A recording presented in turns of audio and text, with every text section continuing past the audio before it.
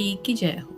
आज का टॉपिक है किसी को बहुत पसंद है आपकी कुछ बातें, क्या हो सकती है वो बातें, ये जानने की कोशिश करेंगे आज की इस रीडिंग से। 3 डेक है जिसमें से लेने वाले हैं हम 7 कार्ड्स। तो शुरुआत करते हैं हम कार्ड शफल करके।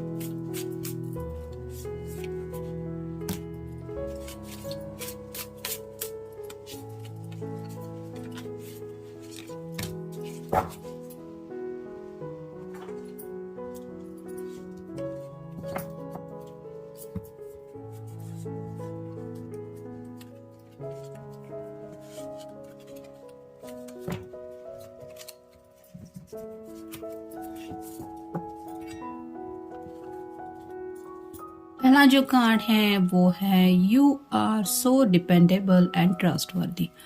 तो जब भी शायद डिसीजन मेकिंग की बात आती है, कोई फैसला लेना होता है, तो आप एक ऐसे पर्सन नहीं हैं जो कि अपने मर्जी के खिलाफ इस पर्सन को अपने डिसीजन चेंज करने के लिए फोर्स करेंगे। यानी कि आपने भले ही कोई फैसला ले लिया हो, लेकिन फिर भी आप सामने वाले पर्सन के, मतलब कोई भी पर्सन हो इन जनरल, आपके घर वाले हो, आपके फ्रेंड सर्कल में हो, या फिर ऐसा कोई भी पर्सन हो, उसका ओपिनियन क्या है, वो क्या सोचता है, उसका उस बात के ऊपर क्या ओपिनियन है, वो क्या चाहता है, इसके ऊपर आप काफ़ी ज़्यादा सोचने वाले पर्सन हो सकते हैं और साथ ही साथ ट्रस्टवर्दी भी उन्हें लगते हैं।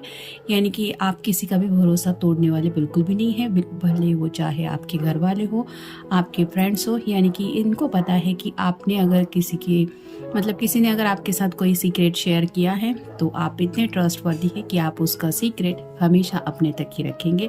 और ऐसा नहीं है कि अपनी मर्जी के खिलाफ, अपनी मर्जी के मुताबिक कुछ भी फैसले लेंगे और सामने वाले पर्सन को अपनी मर्जी के खिलाफ जाने के लिए आप फोर्स करेंगे। ऐसा नेचर आपका बिल्कुल नहीं है, जो इस पर्सन को काफ़ी ज़्यादा पसंद है। फिर है we can talk about everything और nothing, it's always okay with you. तो बात करने के लिए हमेशा कुछ टॉपिक होना ही चाहिए, ऐसा तो ज़रूरी नहीं होता। बस हमें सामने वाले पर्सन से बात करनी है क्योंकि हमारा मन कर रहा है, हम उसको याद कर रहे हैं। ये याद दिलाने के लिए कई बार हम कम्युनिकेशन करते हैं, फिर चाहे वो मैसेजेस हो, फ़ोन कॉल हो।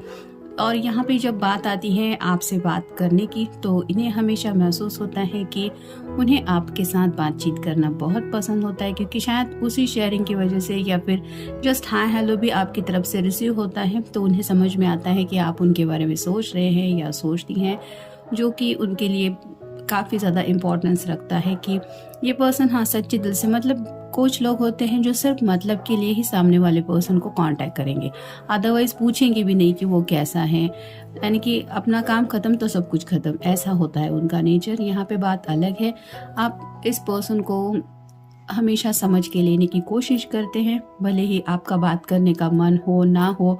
अगर वो बात करना चाहता है तो आप सुन के लेते हैं। और ये बात भी बहुत ज़्यादा इम्पोर्टेंस रखती है, क्योंकि हर किसी के अंदर वो सब्र नहीं रहता, वो पेशेंस नहीं रहता कि सामने वाले पर्सन की बातें सुने। कई बार सामने वाले पर्सन को ऐसा लगता है कि बस मुझे कोई समझ के ले ले, मुझे बस अपने दिल का बर्डन शेयर करना है, वो सब इमोशंस रिलीज करने हैं जो मुझे इसके बदले में जज ना करे। और ऐसा ही आपके साथ वो कम्युनिकेशन कर पाते हैं जो आपकी क्वालिटी इन्हें बहुत ज़्यादा पसंद है, यानी कि आप सामने वाले पर्सन को भी सुन के लेते हैं या लेती हैं।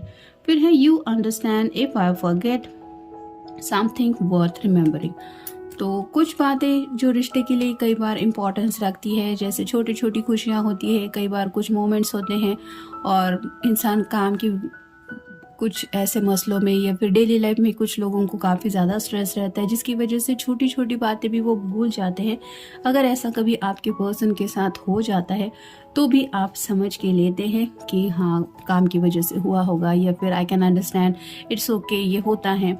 तो ये जो आपके अंदर ये अंडरस्टैंडिंग है, जो समझदारी है, तो इन शॉर्ट आप कह सकते हैं कि आपके अंदर जो समझदारी है, यानी कि आप हालात समझ लेते हैं, सामने वाले पर्सन का मूड समझ लेते हैं, और साथ ही साथ बात की नज़ाकत को भी समझने की जो सूझबूझ है आपके अंदर, वो भी इन्हें काफ़ी ज़्यादा पसंद है। फिर हैं you are always on my side. तो उन्होंने शायद ये भी नोटिस किया है, जब भी किसी की साइड लेने की बात आती है, तुम किसके पक्ष में हो, तो मोस्ट ऑफ द टाइम उन्होंने नोटिस किया है कि भले ही आपका उस बात में फ़ायदा हो या ना हो, लेकिन आपके पर्सन अगर उस साइड में है तो आप उनकी साइड लेते हैं। भले ही आप दोनों के बीच में कॉमन फ्रेंड हो, या फिर हो सकता है कि कुछ मसले ऐसे होते हैं जो आपको पता होता है कि ये सिर्फ और सिर्फ आपके पर्सन के ऊपर डिपेंडेंट है कि उसको फैसला लेना है, फिर भी आप उनका पक्ष लेते हैं कि चलो कोई बात नहीं, जैसे तुम्हारी मर्जी, या फिर जैसा तुम चाहो या जैसा तुम चाहते हो वैसा। तो ये भी उनको पता होता है कि चाहे कुछ भी हो जाए, आप उनका पक्ष लेना कभी भी नहीं छोड़ेंगे, जो उनके लिए काफ़ी ज़्यादा मायने रखता है। फिर के I can feel it in the warmth of your touch, cause it touches my heart and soul for your sensitivity and support। तो शायद इस पर्सन ने कई सारे प्रॉब्लम को डील किया हो सकता है, और उन्होंने जब भी ऐसा महसूस किया कि उनकी लाइफ काफ़ी दिक्कतों से भरी चल रही है, और ऐसे वक्त में अगर आप कभी मिले तो भी आपने उस पर्सन का हाथ थाम के भी उनको जो सपोर्ट महसूस करवाया है, उसकी वजह से आपके उस सिंपल से टच ने इस पर्सन का दिल छू लिया है। और साथ ही साथ वो जो एहसास है कि आप उस वक्त में भी उनके साथ हैं, वो उनके सोल लेवल तक उन्होंने फील किया है, जिसकी वजह से उन्होंने आपको इतना ज़्यादा माना है कि हाँ, ये मुझे कितना सपोर्ट करता है या कितना सपोर्ट करती है, मैं समझ सकता हूँ। तो छोटी छोटी बातें होती है, जैसे कोई अगर बहुत ज़्यादा रो रहा है और उसकी पीठ पे अगर कोई थपथपा ले कि इट्स ओके, ये भी कहने की ज़रूरत नहीं होती, जस्ट एक सिंपल सा टच कि वो सपोर्ट होता है कि कोई बात नहीं, मैं हूँ तुम्हारे साथ। तो ऐसा अगर आपके साथ कुछ हुआ है और आपने इस पर्सन को इस तरह से कभी ट्रीट किया है, तो वो बातें भी इनके लिए काफ़ी ज़्यादा मायने रखती है, क्योंकि उन्हें पता है कि आप उन्हें कितना ज़्यादा सपोर्ट करते हैं। फिर है you have taught me the meaning of love and sharing, our world is more complete because of it। तो आपको इतना ज़्यादा क्रेडिट देते हो कि उन्हें लगता है कि आप ही की वजह से वो समझ पाए हैं कि शेयरिंग क्या होता है, या फिर प्यार किस तरह से हम बढ़ा सकते हैं डेली लाइफ में। क्योंकि छोटे छोटे पल होते हैं जब हम सिंपली भी एक दूसरे के साथ टाइम जब स्पेंड नहीं कर पाते, और सिंपल सा मैसेज होता है, उसके ज़रिए भी कई सारे जज्बात हम सामने वाले पर्सन तक पहुंचा सकते हैं। और ऐसी भी कई सारी कोशिशें शायद आपने की है, जिसकी वजह से इन्हें समझ में आया है कि अरे हाँ, ये होता है शेयरिंग। मतलब शेयरिंग का मतलब ऐसा नहीं है कि सिर्फ आप एक दूसरे के साथ ज़िंदगी जी रहे हैं। जो लोग एक दूसरे के साथ शादी करने का सपना देख रहे हैं और एक दूसरे का सच्चे दिल से इंतज़ार कर रहे हैं, फिर भी वो डेली लाइफ में एक दूसरे के साथ वो लम्हे तो बिता ही सकते हैं कि जिसमें एक दूसरे को लेके वो कितना मिस करते हैं, ये बता सकते हैं। तो वैसे ही कई सारी कोशिशें आपने की है इस शेयरिंग के ज़रिए, जिसकी वजह से वो समझ पाए हैं कि हाँ, डेली लाइफ में भी ये शेयरिंग कितना ज़्यादा मैटर करता है। फिर है I love you because you bring out the best in me.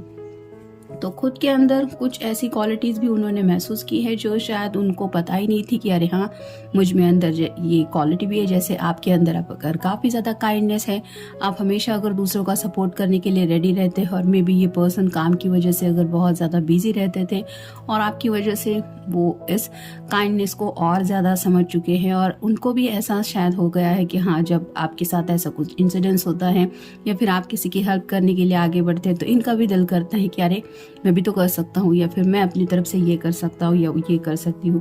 तो ऐसी कई सारी बातें हैं जिसकी वजह से उन्हें लगता है कि उनके अंदर की जो अच्छाई है वो बाहर आने लगी, और इसका पूरा श्रेय वो देते हैं आपको। आप देखते हैं बाकी के कार्ड्स हमें क्या बताते हैं। नेक्स्ट है बोल्डनेस। तो कुछ लोगों के अंदर थोड़ा सा बोल्डनेस हो सकता है। ये मेल फीमेल जिनके लिए भी आप ये रीडिंग देख रहे हैं, उन्हें आपके अंदर अगर ये छोटा मोटा बोल्डनेस एक्सप्रेस करने का तरीका उनको शायद पसंद है कि आई लाइक इट। तो अब किस तरह से आप अपनी बातें शेयर करते हैं या फिर उनके सामने वो एहसास रखते हैं कि आपके दिल में उनको लेके क्या चल रहा है, ये बातें उनको अगर बोल्ड लगती है तो वो बोल्डनेस भी उनको पसंद है। फिर है लुक्स। तो आपके लुक्स तो इस पर्सन को पसंद है ही, मतलब जिस तरह से भी आपका एक नेचर रहता है, आप अपने आप को प्रेजेंट करते हैं, वो लुक इन्हें काफ़ी ज़्यादा पसंद है। फिर है नेचर, जैसे कि मैंने अभी कहा, तो आपका टोटल जो स्वभाव है, आपकी जो पर्सनालिटी है, बात करने का तरीका हो, बात को समझने का अंदाज हो, ये सब नेचर में आता है, तो वो बातें भी इनको काफ़ी ज़्यादा पसंद है। फिर है ड्रेसिंग स्टाइल। तो जिस तरह से भी आप खुद को प्रिपेयर करते हैं, यानी कि डेली लाइफ में भी जो आपका ड्रेसिंग स्टाइल है, भले ही सिंप्लिसिटी हो या फिर स्टाइलिश ब्रांडेड कपड़े आप पहनते हो, जो आपका आमतौर पे ड्रेसिंग स्टाइल रहता है, वो ड्रेसिंग स्टाइल इस पर्सन को काफ़ी ज़्यादा पसंद है। फिर है मोल। कुछ लोगों के चेहरे पे, हाथ पे, या फिर हो सकता है ऐसा प्यारा सा तिल है जो इस पर्सन को काफ़ी ज़्यादा पसंद है। ये गले पे भी हो सकता है और किसी किसी के चेहरे पे भी हो सकता है। तो आपके इस तिल के ऊपर ये पर्सन काफ़ी ज़्यादा फिदा है। फिर है आइज। जिस आँखों से इनको पता चलता है कि आपके दिल में इनको लेके कितने सारे प्यारे जज्बात है, वो प्यारी सी आंखें भी इनको काफ़ी ज़्यादा पसंद है। और नेक्स्ट है डिम्पल। तो हो सकता है किसी किसी के चेहरे के ऊपर प्यारा सा डिम्पल हमेशा आ जाता है जब भी आप बात करते हैं, मुस्कुराते हैं, तो उस डिम्पल को भी ये काफ़ी ज़्यादा पसंद करते हैं। नेक्स्ट है you understand me so well and you make an effort to make me happy. तो आप दोनों के बीच में जो समझदारी है, जो अंडरस्टैंडिंग स्पेशली आप दिखाते हैं इस पर्सन को समझ के लेने की, वो बातें इन्हें काफ़ी ज़्यादा पसंद है। और साथ ही साथ आप इनको हैप्पी बनाने के लिए जो अपनी तरफ से कोशिश करते हैं या करती है, वो उन्हें काफ़ी ज़्यादा अच्छा लगता है। फिर है your hugs, kisses and warm embrace bring me so much comfort and happiness to me.